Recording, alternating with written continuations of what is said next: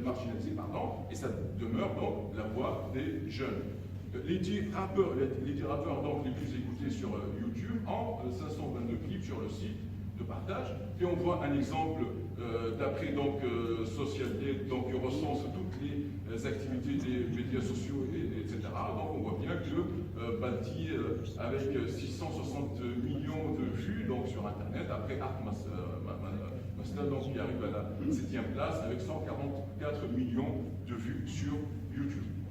L'idée, c'est qu'à travers on a dressé une liste des différents rappeurs présents sur YouTube et on a essayé de comprendre finalement le nombre d'inscrits, le nombre de chansons qu'ils ont, le nombre de vues sur YouTube, etc. Et grâce, c'est vraiment la tendance qui montre qu'on est vers une tendance positive ou négative.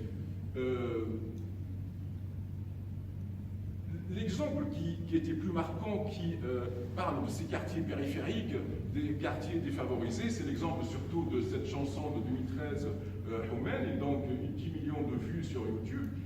On a pris cet exemple parce que c'est un exemple qui montre bien finalement la crise de ces quartiers populaires au nom des grandes villes. Depuis, on a utilisé un néologisme, Roumaine, le jeune du quartier, qui veut dire quoi? Chômeur, perdu, finalement, sans avenir, mais brave et solidaire.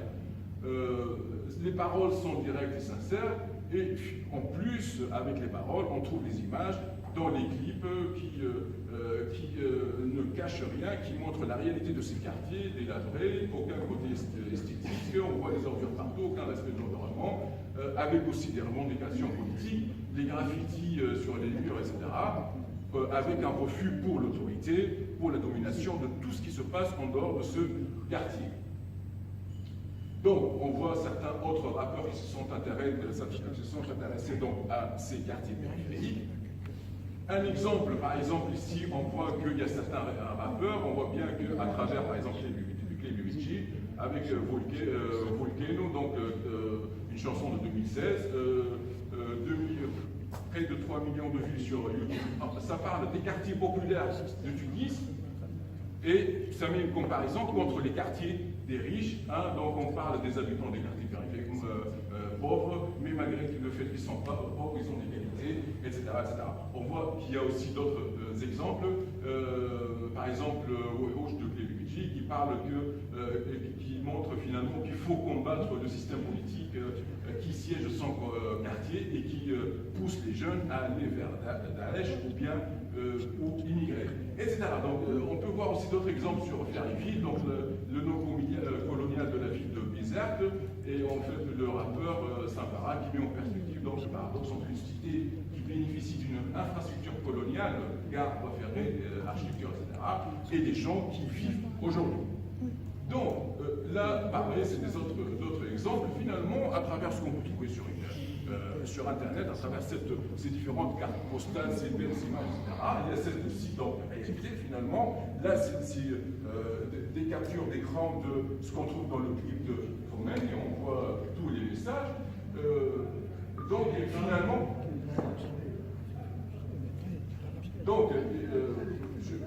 voilà, donc je vais essayer de finir, il reste peut-être 3 diapos. Donc là, on voit bien, par exemple, entre le quartier, là où vit donc, le rappeur, c'est au centre de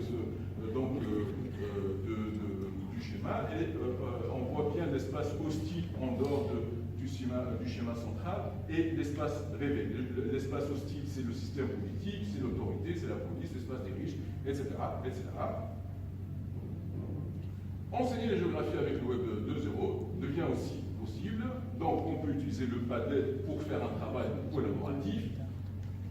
Et les élèves, les étudiants peuvent contribuer donc à des travaux collaboratifs. Pour finir, en guise de conclusion, on peut dire que finalement, une nouvelle géographie avec des pistes de recherche, on profite donc de la facilité de s'informer à distance, du web, partager un avis, une localisation, collaborer, comprendre une tendance. L'accès aux données est facile. C'est plus donc le domaine réservé aux organismes publics, les instituts de recensement, les enquêtes de terrain, etc.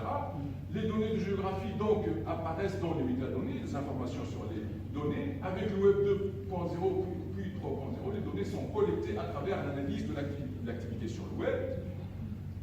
Cette géographie, donc, elle est plus pertinente, plus précise, elle mesure les tendances, les outils accessibles à tous, mais attention quand même à la protection des données donc, personnelles.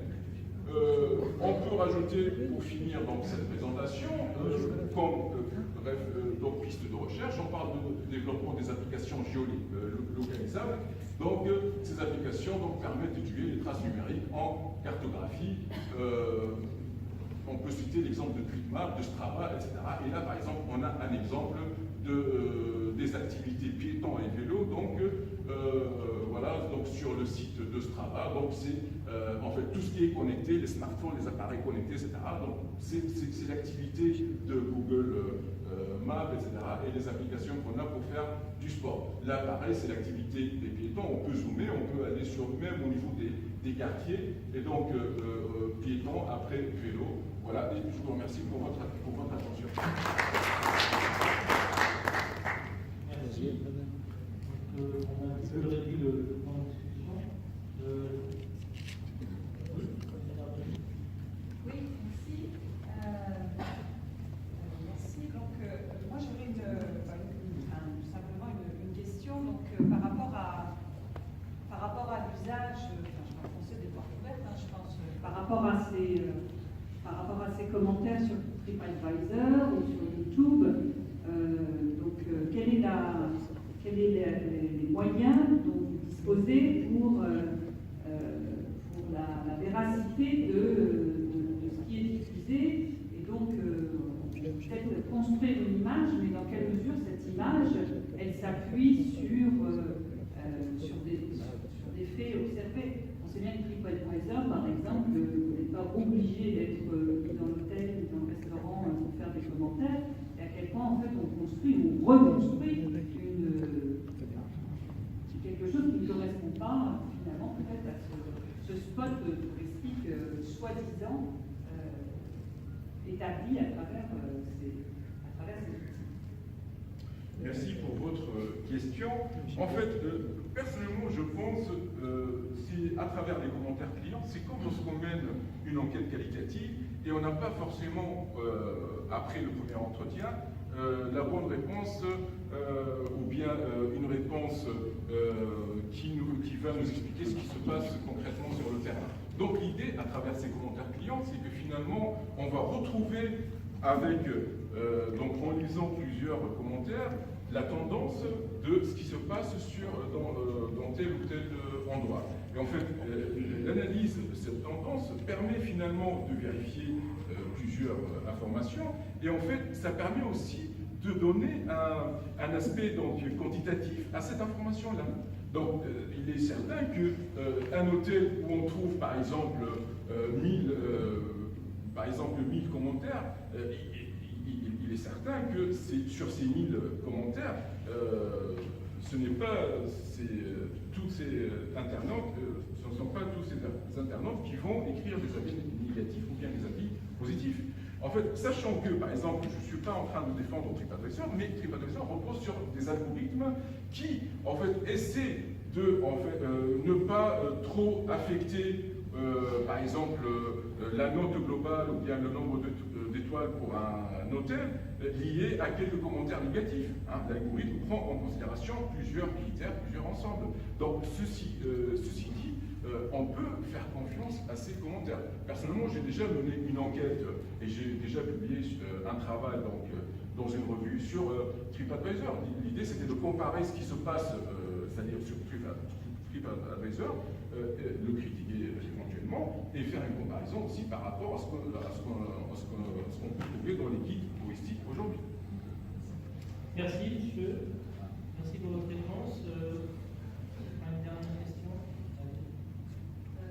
Moi, c'était plus un apport en tant que géographe et utilisatrice de certains outils et applications. Pour dire que ça peut être en effet un espace pour le géographe, mais ça ne doit pas aussi être un outil, ça peut être aussi un outil par procuration pour certaines personnes. C'est-à-dire, quand je prépare l'émission, bien évidemment, je peux utiliser des sites comme TripAdvisor ou Booking pour aller préparer mes hôtels, etc. Je vais sur Google Earth ou OpenStreetMap pour aller récupérer ma donnée.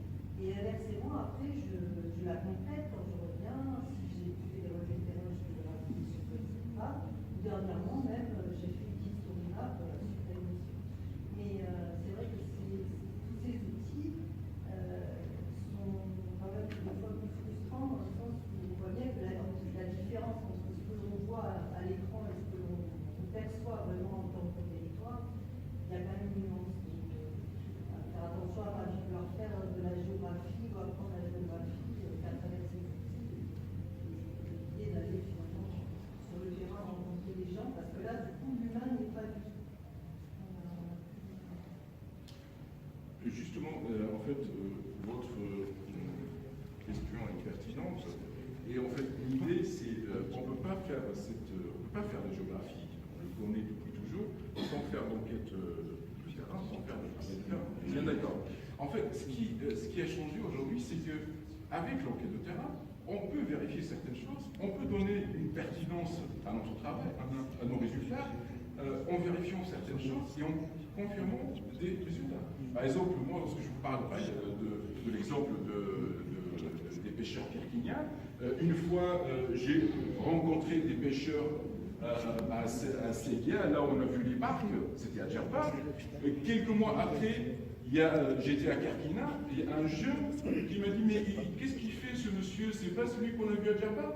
Et donc pour moi, ça confirme finalement cette mobilité. Après, petit à petit, en regardant sur ce qui se, c'est-à-dire Google, les images historiques de Google Earth, ça m'a permis finalement de retracer, de confirmer cette mobilité. Et c'est ça qui est intéressant à utiliser, à exploiter pour